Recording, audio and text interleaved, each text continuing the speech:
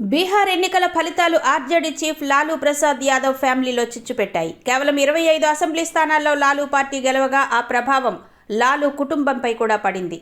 ఎంతలా అంటే కిడ్నీ ఇచ్చి లాలూ ప్రాణం కాపాడిన కూతురు రోహిణి ఇంటి నుంచి గెంటి వేసేంతలా జరిగింది. నేను రాజకీయాల నుంచి తప్పుకుంటున్నాను, అలాగే నా కుటుంబాన్ని కూడా వదులుకుంటున్నాను.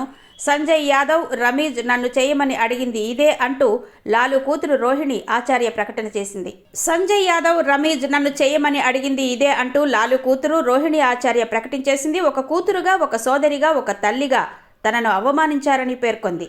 తన సోదరుడు తేజస్వి ఇంటి నుండి వెళ్లగొట్టాడని ఆరోపించింది. తనను అసభ్యంగా తిట్టారని, చెప్పులతో కొట్టేందుకు సైతం ప్రయత్నించారని ఆవేదన వ్యక్తం చేసింది.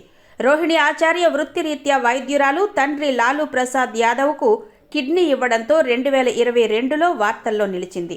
ఎన్నికల్లో ఆర్జేడీ ఘోర పరాభవం వేళ రోహిణి ఆచార్య నిర్ణయం ఆర్జేడీలో కొత్త కలకలం రేపింది.